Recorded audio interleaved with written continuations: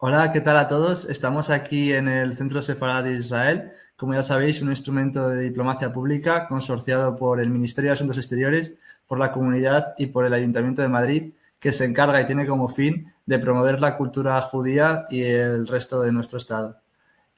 Para ello contamos con actividades como la que vamos a tener hoy, con la profesora Clea. Ella es profesora adjunta en el Departamento de Literatura y Renacimiento y Literatura Europea del Instituto de Investigación Literaria de la Academia Polaca de Ciencias, donde además investiga la cultura judía en la España medieval, las huellas del pensamiento judío en la literatura española del Siglo de Oro y el pensamiento de los sefardíes contemporáneos. Bueno, hola, ¿qué tal, Clea? Hola a todos. Hola, David. Buenas tardes a todos los. Si quieres, bueno, presenta y cuéntanos un poco de lo que vas a hablar y ya te dejo con ello. Muchas gracias al Centro Sefarad Israel por poderme presentar el tema Los colores en la literatura de los palacios del Zohar. Rabbi David ben Yehuda Hasid, cabalista sefardí del siglo XIV, dijo, abro cita, y cuando se dirija a ellas, es decir, a las letras, se dirige a los matices y a los colores, como por ejemplo cuando pronuncia el tetragrama Yod, He, Vav, He. Se dirige a Yod y a su título, a Keter, y a Jochma, y debe visualizar la Yod con el título, que es blanca como la nieve. Cierro cita. Para un judío creyente, el estudio de la Torá, que es la manera más pura de la oración, constituye la forma suprema de la existencia.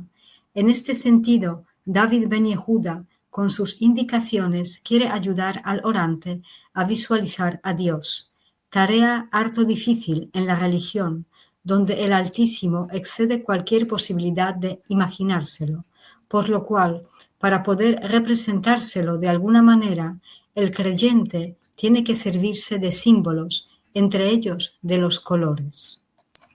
La prohibición de pronunciar el nombre de Dios hace que la importancia de los colores sea aún mayor de lo que podríamos esperar. Igualmente ocurre con las letras del alfabeto hebreo. Recordemos que Dios, en su forma más secreta, es llamado Ein Sof, término que en su sentido literal significa sin fin, expresando con ello la imposibilidad de conocerlo y por tanto de visualizarlo. Ein Sof se transmite principalmente a través de 10 sefirot, que son cualidades reveladas, atributos o modalidades de las que se sirve el Creador para entrar en contacto con sus criaturas. Gracias a ellas, Ein Sof se transforma de Deus absconditus a Deus revelatus, una de cuyas manifestaciones es la luz infinita, que comprende en sí todos los colores posibles.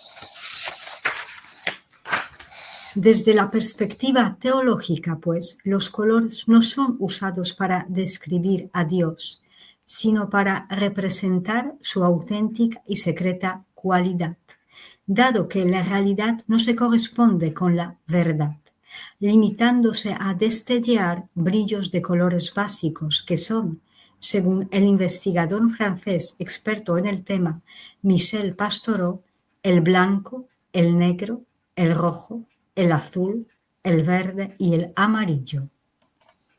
Debemos tomar en cuenta que los textos de la literatura de los palacios llamada Heihalot, término que designa no solo los palacios de Dios, sino también la parte del templo antepuesta al Sanctus Sanctorum, fueron escritos entre el siglo IV hasta el X de la Era Común, es decir, en los tiempos cuando el blanco y el negro se consideraban colores.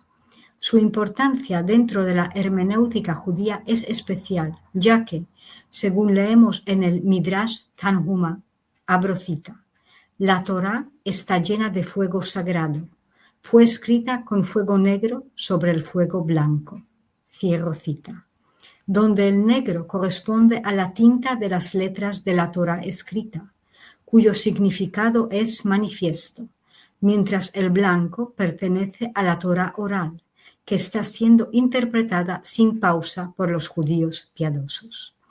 El negro se identifica también con la vestimenta de la Shejinah, la presencia divina, que según Gershon Solem indica el sentido literal de la Torá.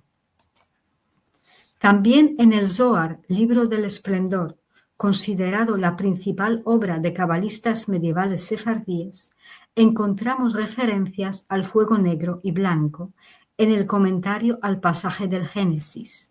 Abro cita. Y habló Dios todas estas palabras, diciendo, cierro cita. El Zohar explica, abro cita. Rabbi Yitzhak dijo, la Torá se manifestó en un fuego negro que estaba puesto sobre un fuego blanco, significando que por medio de la Torá la mano derecha golpeó la mano izquierda, para que las dos pudiesen fusionarse como está escrito en el Deuteronomio, de su mano derecha una ley de fuego para ellos. Cierro cita.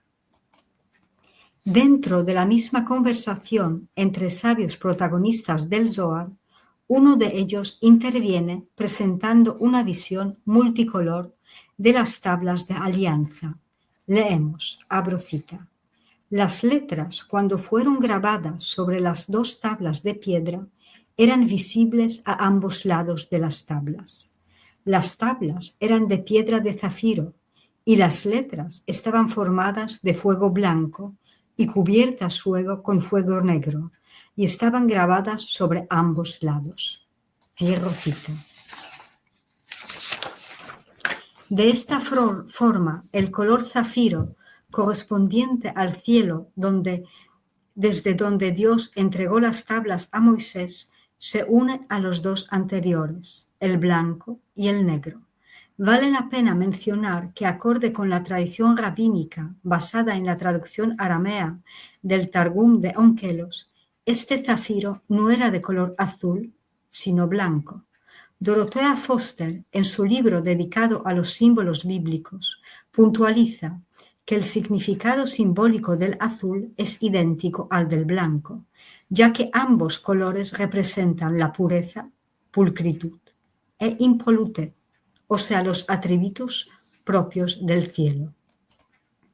Sin embargo, aunque los colores forman parte del mundo de los símbolos, no abundan en la Biblia hebrea, apareciendo principalmente en los libros proféticos, designando metafóricamente conceptos muy distintos de lo que podríamos comprender dentro de nuestro ámbito temporal y cultural. La Biblia no se interesaba por el color, sino por la luz. Por eso su vocabulario es rico en expresiones y palabras que designan la claridad o la oscuridad. Creyendo en que la Sagrada Escritura es obra de la inspiración celestial y por tanto no está sujeta al orden terrenal que exige del tiempo una estructura lineal con un principio y un final, los exegetas pueden unir de manera aleatoria unos fragmentos de la Biblia con otros, sin tomar en cuenta la cronología. Gracias a ello, pese a que en el Pentateuco apenas hay colores, e incluso cuando aparecen cumplen solo el papel descriptivo, compaginándolos con los libros proféticos, ricos en visiones llenas de colores de significado abstracto, los comentaristas consiguen construir interesantes sistemas de colores simbólicos. Uno de ellos se encuentra justamente en la literatura de los palacios inscrita dentro del Zohar, en los fragmentos conocidos como Heijalot Bereshit y Heijalot Pekudei, que estaban situados el primero al final de la parte del Zohar referida al Génesis, y el segundo al final de la parte sobre el Éxodo, y más concretamente después de la descripción de la construcción del Arca de la Alianza. Sefer HaZohar, en español, el Libro del Esplendor, es un conjunto de textos escritos mayoritariamente en arameo, atribuidos a Rabbi Shimon Bar Yochai, un sabio taumaturgo del siglo II de la era común, famoso por ser un enemigo feroz de los romanos. Sin embargo, las frecuentes alusiones a las 10 sefirot, concepto que aparece por primera vez en el libro de la creación, Sefer Yetzirah, fechado entre los siglos II y III, indicarían su origen posterior a la fecha de la muerte del sabio tanaíta. Hoy en día se considera que el Zohar fue escrito en el siglo XIII por los místicos sefardíes, de los cuales el más famoso fue Moisés de León, nacido probablemente en Guadalajara en 1240 y muerto en Arévalo en 1305.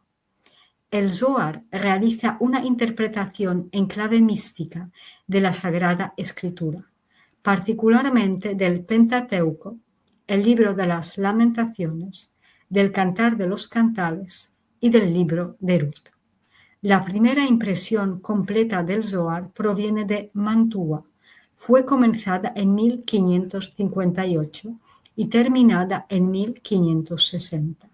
La siguiente proviene de Cremona, impresa entre 1559 y 1560.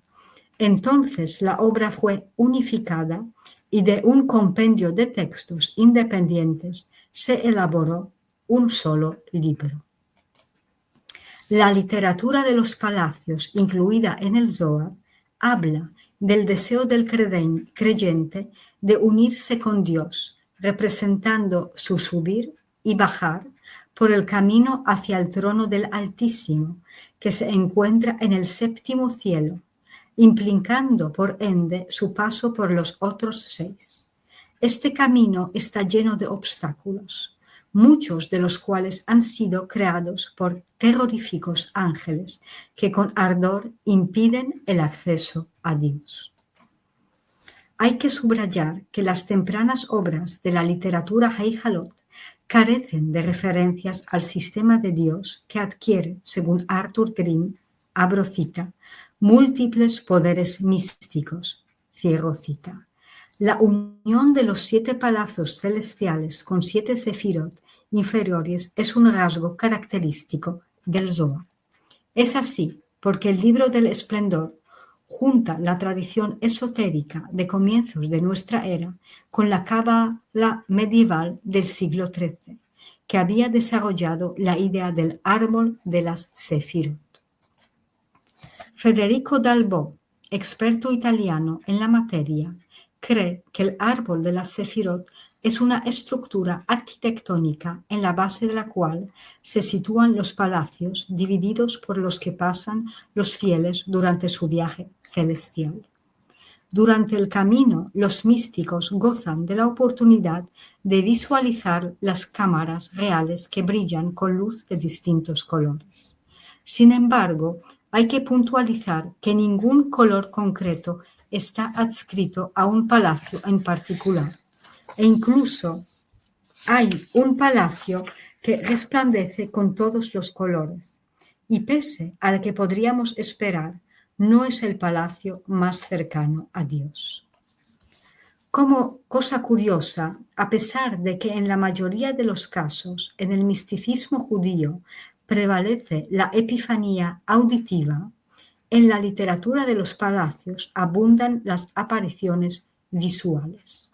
Leemos, abro cita, vengan y vean todas estas salas, todos estos seres vivos, todas estas huestes, todas estas luces y todos estos espíritus se necesitan unos a otros para perfeccionarse desde abajo y posteriormente para perfeccionarse desde arriba.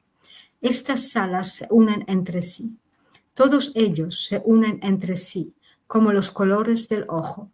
Todo lo que hay dentro de ellos es como la visión oculta, cuando el ojo está cerrado y da vueltas. Cierro cita. Gerson Solem dice que según el Zohar, el ojo humano refleja y representa con sus colores todo el mundo acorde a lo que escribe el Talmud cuando afirma que, abro cita, el mundo es como un globo ocular humano. Lo blanco en él es el océano que rodea todo el mundo. El iris es el mundo habitado. La pupila es Jerusalén. Y la vista en ella él es el templo como el centro del mundo. Cierro cita. La construcción misma del ojo comprende dentro de sí todos los colores. Tenemos el blanco de la esclerótica, el color del iris y el negro de la pupila. Lo confirma la presente cita del Zohar. Abro cita. Si no fuera por todos los colores del ojo que se pueden ver, los colores radiantes no serían visibles, como el ojo se cierra y da vueltas. Y si no fuera por esos colores, no se podría aprehender al que está oculto y gobierna sobre ellos. Así, todo es interdependiente, está interrelacionado. Cierro cita. Como ya dije, no hay un solo color que estuviera asignado a un palacio. En el caso del primer palacio, tenemos la irradiación color zafiro, de la cual sale una luz blanca que por el lado derecho se desgarra en haces de luces centelleantes de matiz rojo y por el lado izquierdo brilla con luz que une dos colores, el rojo y el blanco. Todo ello surge del libro del Éxodo, donde leemos, abro cita, y vieron al Dios de Israel, y debajo de sus pies había como un embaldosado de zafiro, tan claro como el mismo cielo. Cierro cita. Dos espíritus vigilan la entrada de este palacio. Uno se llama el destello de zafiro, Sapira, y el otro el corredor, Lifnat. Por eso el palacio se denomina el corredor de zafiro, Lifnat ha-Shapir. Uno de sus anfitriones se nombra Rahamiel. Recibe allí las almas de los conversos. El segundo palacio está adyacente a la gruta de los patriarcas, Abraham, Isaac y Jacob, de donde emana una luz blanca. Allí los colores no se mezclan entre ellos, conservando su esencia acorde a lo que dice el fragmento antes citado del Éxodo, abro cita, tan claro como el mismo cielo, cierro cita. El espíritu que habita este palacio se llama esplendor, Zohar, que se une con otros de la siguiente manera. Su color blanco se une con otro color blanco por la derecha, su azul con el rojo por otro lado, formando la esencia del cielo, Etzem ha-Shamaim. Otro espíritu, Ajinael, preside y enseña a las almas de los niños que habitan allí, porque murieron antes de los 13 años, edad de empezar a estudiar la Torá. En el tercer palacio habita el espíritu llamado brillar, Nogah, que es tan puro que no hay en él ni blanco, ni negro, ni rojo, ni verde, y que también tiene otro nombre, pureza, Tohar. Viven allí las almas de quienes intentaron por la penitencia regresar a Dios, pero no lo consiguieron, así que siguen esforzándose y no pueden descansar en paz. Los dirige el espíritu llamado Adri Haniel. Este lugar tiene nombre de origen bíblico. Los guardias es un denominativo que encontramos en el libro de Reyes. De cada uno de los puntos cardinales hay colgado un sinfín de escudos de oro. Se dice que son 600.000 miríadas. El oro, además de ser un color, es metal que en el Zohar simboliza el juicio. En el cuarto palacio, el espíritu de nombre Gedar Yahel gobierna las almas de quienes murieron de manos de gentes de otras naciones, intentando atraerlas a la carpa purpúrea del rey. Esta residencia está unida con el pasaje del Deuteronomio que reza, abro cita, Dios de verdad y sin ninguna iniquidad en él. Cierro cita. El quinto palacio es el más colorido de todos. La luz que de él emana es blanca, negra, roja y verde. Tenemos pues la mezcla de colores. Leemos, abro cita.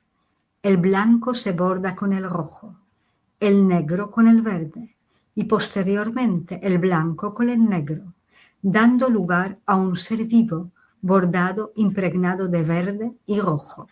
Cierro cita.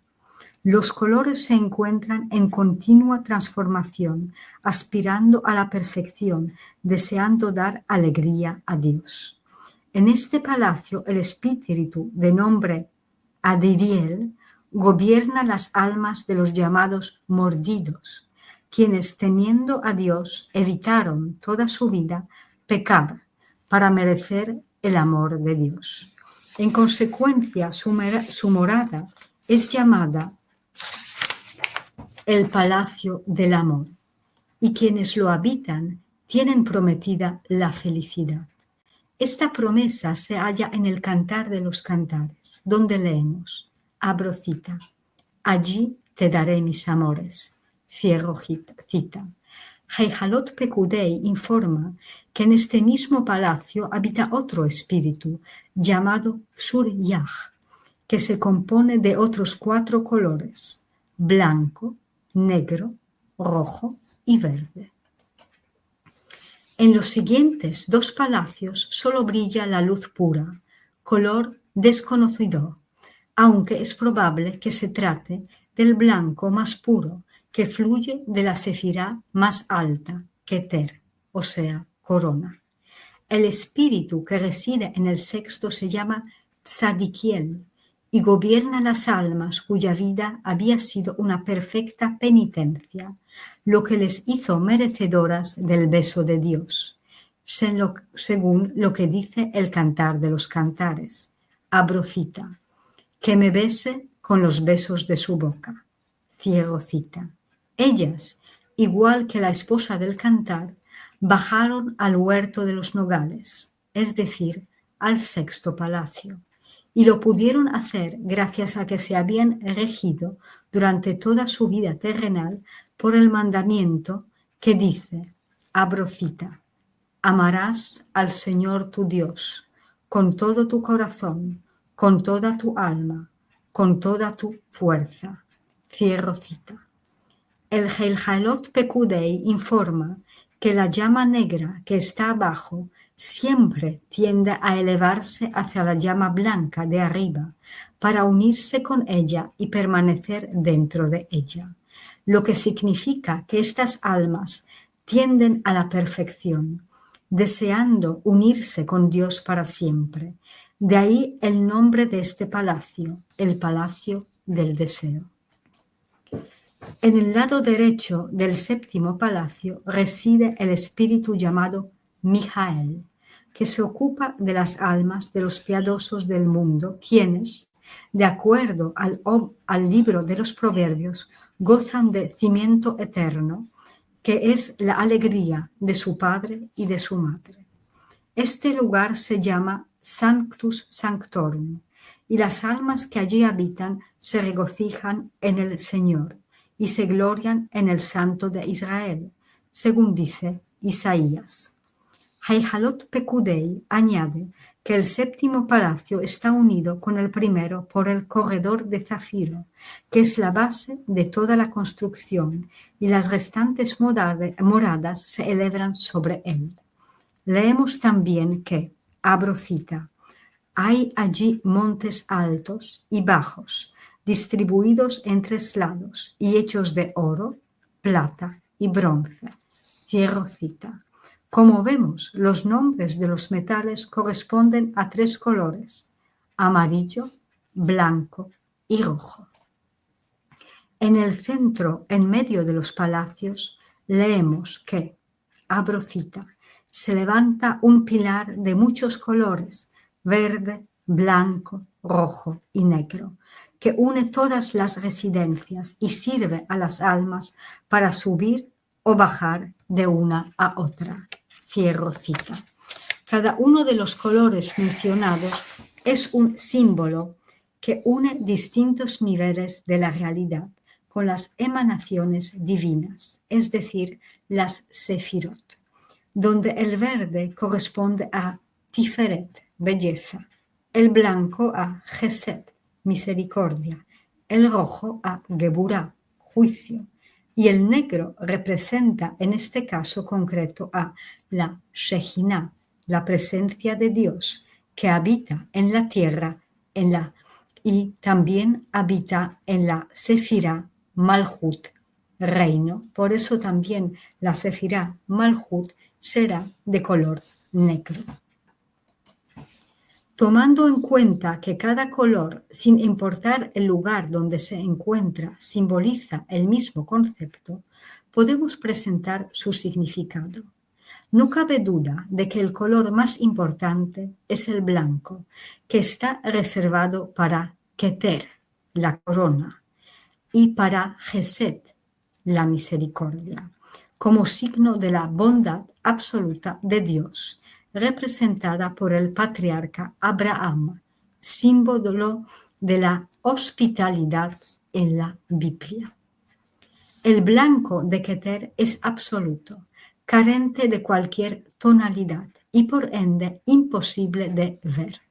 Según el cabalista castellano José Chiquitilla, uno de los autores del Zohar y discípulo de Abraham Abulafia, el blanco es la expresión de la compasión absoluta, porque el blanco corresponde a la sefirá que representa la misericordia, es decir, Gesed, dedicada al patriarca Abraham, famoso por su gran generosidad.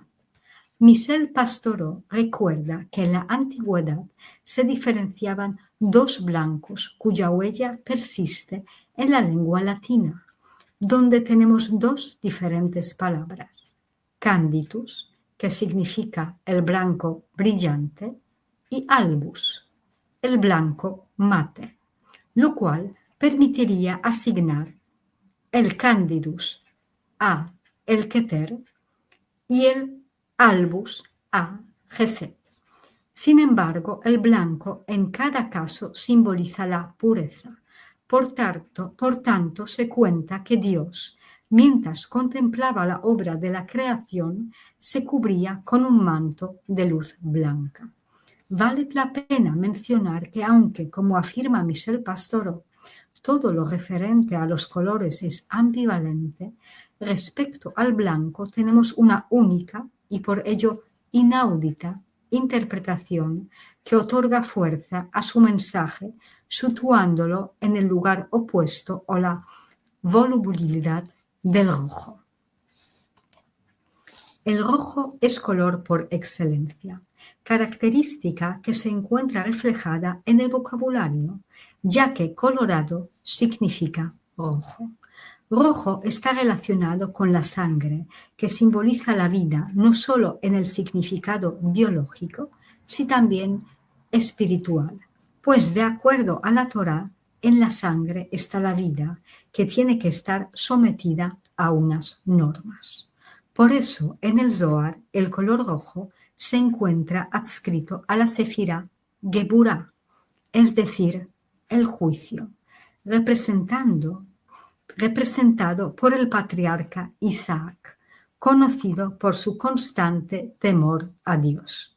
De ahí el rigor del rojo, destinado a frenar la infinita misericordia del blanco, inclinada a darse en demasía. No obstante, un excesivo rigor tampoco es bueno. Por eso es necesaria la yuxtaposición de ambos colores, el blanco como símbolo de amor y el rojo como símbolo de temor, dos sentimientos que siempre acompañan a un judío piadoso.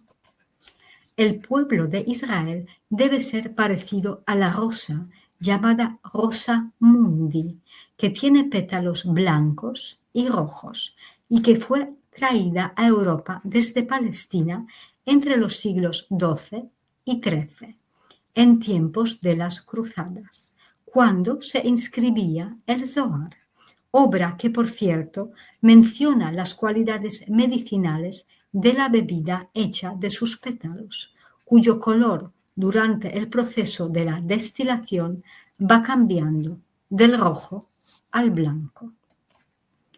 El color verde, por su parte, se halla muy pocas veces en la Biblia. Lo encontramos, por ejemplo, en el Génesis. Abro cita. Todo lo que se mueve y tiene vida os será para alimento. Todo os lo doy, como os di la hierba verde. Cierro cita. Dios vistió la naturaleza de color verde, que corresponde a la belleza de Tiferet, que tiene el patriarca Jacob. Jacob la adquirió después de la lucha con Dios, cuando fue llamado Israel.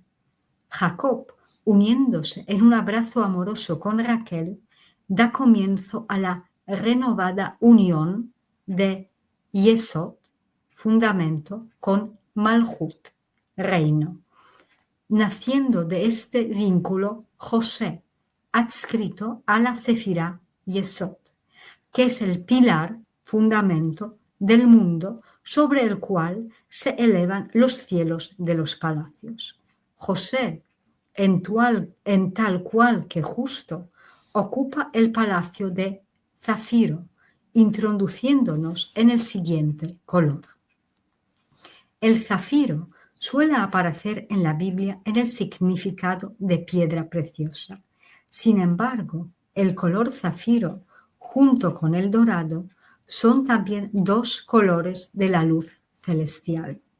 Empero la luz que brilla en este cielo es oscura y llamada tinieblas, y eso no se debe a la falta de luminosidad, sino a su exceso que ciega los ojos de los hombres y de otros seres vivos.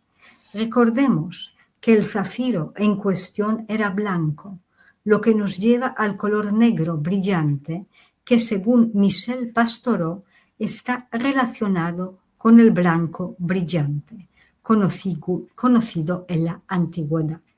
El albo se une con el celeste en un matrimonio santo de amor, hieros gamos, y Heijalot Bereshit agrega que el blanco, el azul y el rojo se unen creando la esencia del cielo. El albo y el celeste son dos colores del cielo visible. En ellos arde el fuego del sol rojo, irradiando el amor, Gesed, y el rigor, Geburah, de la sabiduría divina, Jochma. Esta síntesis cromática une el cielo con la tierra, devolviendo a la obra de la creación la perfección perdida. Dios es comparado al fuego rojo, que da vida y quema a la vez, de acuerdo con lo que dice el Deuteronomio. Abro cita. Mas vosotros, que permanecisteis fieles al Señor vuestro Dios, todos estáis vivos hoy. Cierro cita. Y más adelante, abro cita, porque el Señor tu Dios es fuego consumidor. Los exegetas judíos interpretaban estos pasajes del Deuteronomio como afirmación de que existen dos tipos de luz divina, una blanca, misericordiosa, y otra de color negro azulado, destructora, que sirve de trono para la primera. En el Zohar, la frontera en el azul y el negro es tenue. Si tomamos en cuenta que esta obra fue redactada a finales del siglo XIII, nos llamará la atención que fue en aquella época cuando los cristianos eligieron el celeste como color de la Virgen María, mientras que los judíos lo habían asignado a la divina presencia de Dios en la tierra, que es femenina, o sea, a la Shejina. El azul está en la frontera del mundo celestial, con la Sefirá Yesod de color azul, y del mundo terrestre, con la Sefirá Malhut de color negro, donde habita la Shejina de color azul celeste. La palabra hebrea para decir azul es tekhelet, abarcando sus distintos matices: el azul claro, el celeste, el violeta, el azul oscuro, casi negro. Esta misma palabra define el color de los flecos de la vestimenta del pueblo elegido. En el libro de los Números leemos, abro cita: habla a los hijos de Israel y diles que se hagan flecos en los bordes de sus vestidos por sus generaciones, y que pongan en el fleco de cada borde un cordón azul. Cierro cita. Este cordón azul es llamado tekhelet. El negro con el blanco y el rojo forman, según Michel Pastoureau, la tríada de los colores básicos de la antigüedad. Sin embargo, raras veces aparecen en la Biblia hebrea. De manera similar a lo que ocurría con el blanco, el negro tenía antiguamente dos formas: brillante, considerada positiva, y mate, negativa. La primera era llamada níger en latín y la segunda áter. La relación entre el blanco y el negro sigue presente en las lenguas germánicas, donde tenemos blanc como blanco brillante y black como negro brillante. El negro brillante dominaba en Ein Sof, mientras el mate en la Sefirá Malhut, el reino. En el Tanaj no hay dualidad entre el blanco como el bien y el negro como el mal. Cuando el Zohar interpreta el famoso pasaje del Cantar de los Cantares, abro cita: soy morena, pero preciosa, cierro cita, dice que morena se refiere a la oscuridad de arriba, correspondiente a la Sefirá Geburá de color rojo oscuro, y preciosa se refiere a la primera luz, correspondiente a Geset de color blanco brillante. Así regresamos a la tríada de colores de la literatura de los palacios del Zohar: el negro, el blanco y el rojo, ya que, según dice Solem, la oscuridad aparece al principio como el blanco mezclado con el rojo. Cuando lo blanco y lo rojo de Geset y de Geburá se mezclan con el color azul, surge el color verde. Geset, blanco, la gracia de la misericordia que brota libremente, otorga el poder de Dios a los seres visibles, haciendo que la vestimenta de la tierra no sea blanca, sino verde. El negro intenso de Malhut, reino, irradia la unión blanca y roja de Geset y Geburá, que es imprescindible para recibir la Shejina azul. Luego, juntándose el azul, nace el verdor de Tiferet, belleza, que se encuentra justo debajo de la Sefirá superior Keter.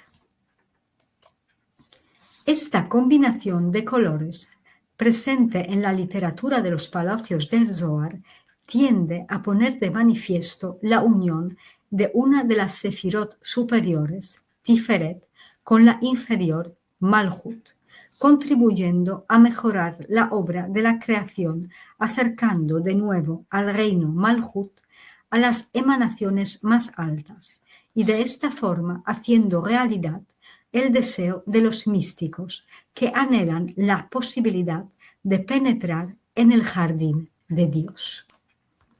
La traducción española del Zohar, obra del argentino León Duhovne, empieza con las siguientes palabras. Abro cita. En la iniciación, la decisión del rey hizo un trazo en el fulgor superior, una lámpara de centelleo, y allí surgió en los nichos impenetrables del misterioso ilimitado, un núcleo informe, incluido en un anillo, ni blanco, ni negro, ni rojo, ni verde, ni de color alguno. Cuando tomó las medidas, modeló colores para mostrar adentro, y dentro de la lámpara surgió cierto efluvio que abajo llevaba impreso colores. Cierro cita. La selección de este fragmento, que es el comienzo del Zohar, donde los colores tienen el protagonismo, pone de relieve su importancia. Los colores del arco iris se levantan hacia el cielo para alcanzar a otros que están invisibles por encontrarse dentro de la oscura luz de Ein Sof. La literatura de los palacios describe también 7 residencias infernales que se encuentran en el lado opuesto, Sitra Achra, el reflejo demoníaco del lado divino. Esta parte no tiene color, pareciéndose al estado de antes del acto de la creación, cuando reinaba el caos, Tohu, y el vacío, Bohu, según describe el Génesis. Acercándose al séptimo palacio del lado opuesto, la oscuridad aumenta y en el séptimo palacio reina total tenebrosidad, en oposición a la irradiante claridad del lado divino. Describiéndolo, el Zohar dice, abro cita, la oscuridad es un fuego negro de color fuerte, cierro cita.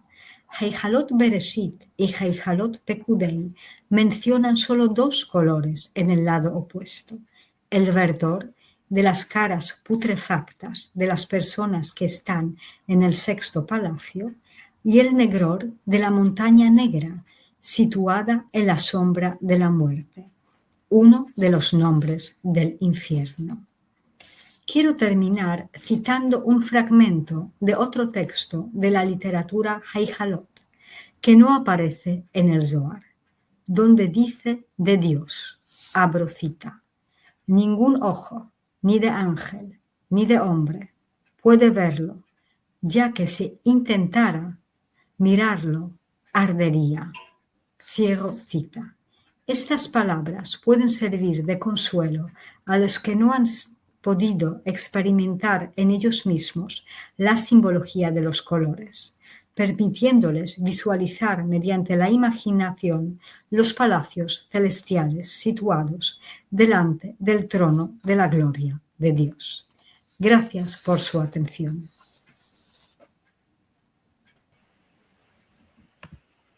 Pues muchísimas gracias, Clea. Ha sido muy interesante y a todos los que nos han estado viendo desde casa esperamos verles muy pronto. Y bueno, nada, pues nos vemos en la próxima actividad del Centro Sefarad. Muchas gracias a ti, David. David.